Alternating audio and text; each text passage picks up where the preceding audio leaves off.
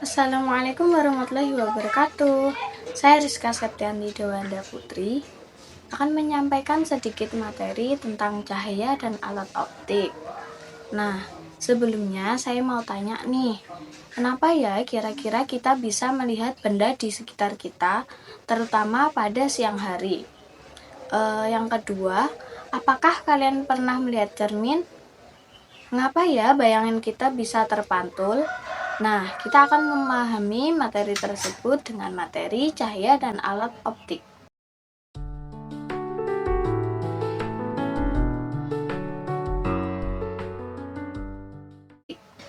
Nah, tujuan pembelajaran pada hari ini adalah supaya kalian dapat memahami sifat-sifat cahaya, mengidentifikasi pembentukan bayangan pada cermin dan lensa, serta menerapkan materi ini untuk indera penglihatan manusia, serangga, dan alat optik. Jadi, cahaya adalah energi berbentuk gelombang elektromagnetik yang tidak memerlukan medium untuk merambat. Sifat-sifat cahaya yang pertama yaitu cahaya dapat merambat lurus. Nah, seperti apa itu? Contohnya itu seperti sorot lampu mobil. Cahayanya akan lurus ke depan selama tidak ada yang menghalanginya. Yang kedua, yaitu cahaya dapat dipantulkan.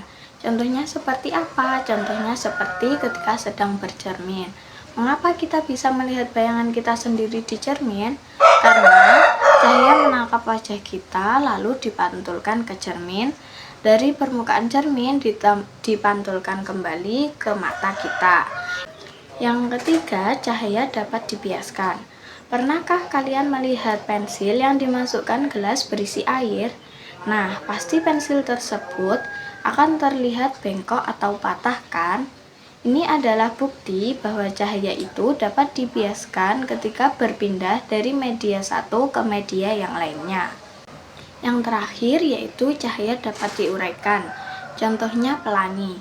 Nah, apakah kalian tahu cahaya matahari yang berwarna putih itu sebenarnya menyimpan rahasia warna-warni? Nah, hal ini disebut dengan penguraian, yaitu penguraian cahaya putih menjadi spektrum warna pelangi. Salah satu sifat cahaya tadi adalah dapat dipantulkan. Nah, kaitannya dengan cermin berbeda-beda ya. Yang pertama, kita akan membahas yang cermin datar terlebih dahulu. Pembentukan bayangan pada cermin datar akan sama seperti skema ini. Sifat bayangan yang terbentuk adalah maya, tegak, sama besar, berkebalikan sisi dengan benda, dan jarak bayangannya sama dengan jarak benda. Yang kedua ada cermin cekung.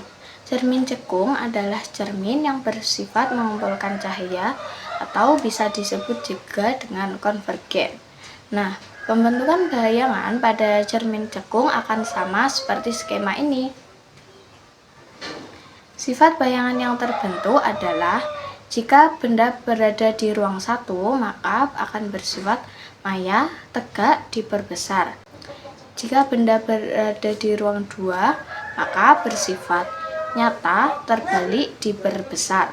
Sedangkan jika berada di ruang 3, bersifat nyata, terbalik, diperkecil. Yang terakhir yaitu cermin cembung. Cermin cembung bersifat menyebarkan cahaya atau bisa disebut juga dengan divergen. Nah, pembentukan bayangan pada cermin cembung akan sama seperti skema ini. Sifat bayangan yang terbentuk adalah maya, tegak, dan diperkecil. Selanjutnya, kita akan membahas pembiasan cahaya pada lensa cekung dan lensa cembung. Yang pertama, kita bahas yang lensa cekung terlebih dahulu ya. Lensa cekung itu bersifat menyebarkan cahaya atau disebut juga dengan divergen. Selain itu, lensa cekung bagian tengahnya lebih tipis daripada bagian tepi. Pembentukan bayangan pada lensa cekung akan sama seperti skema ini. Sifat bayangan yang terbentuk adalah maya, tegak, dan diperkecil. Selanjutnya, pembiasan cahaya pada lensa cembung. Lensa cembung bersifat mengumpulkan cahaya atau konvergen. Bagian tengahnya lebih tebal daripada bagian tepi. Pembentukan bayangannya akan sama seperti skema ini. Sifat bayangan yang terbentuk adalah jika benda berada di ruang satu, maka akan bersifat maya, tegak, diperbesar. Jika benda berada di ruang 2, akan bersifat nyata, terbalik, dan diperbesar.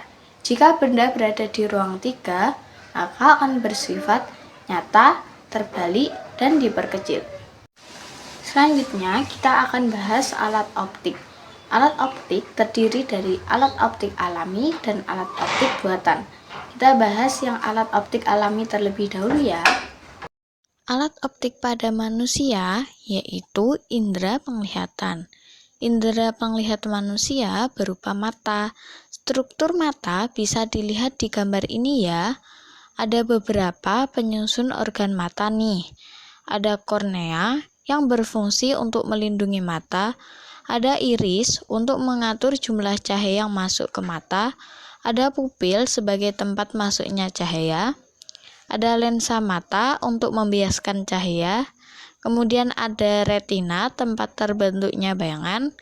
Lalu ada bintik kuning sebagai tempat jatuhnya bayangan. Dan saraf mata untuk meneruskan informasi ke otak. Lalu, bagaimana dengan indera penglihatan serangga?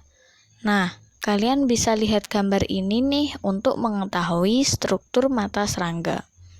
Mata serangga dikenal dengan mata majemuk atau omatidium, terdiri dari lensa, kerucut kristalin yang tembus cahaya, sel-sel penglihatan yang peka terhadap cahaya, serta sel-sel pigmen. Selanjutnya, kita akan bahas alat optik buatan. Yang pertama yaitu kamera, berfungsi untuk mengambil gambar. Cara kerjanya mirip dengan mata manusia. Bedanya kalau mata manusia yang diubah adalah jarak fokusnya, sedangkan kalau di kamera itu yang diubah adalah jarak benda ke lensa. Selanjutnya ada kaca pembesar.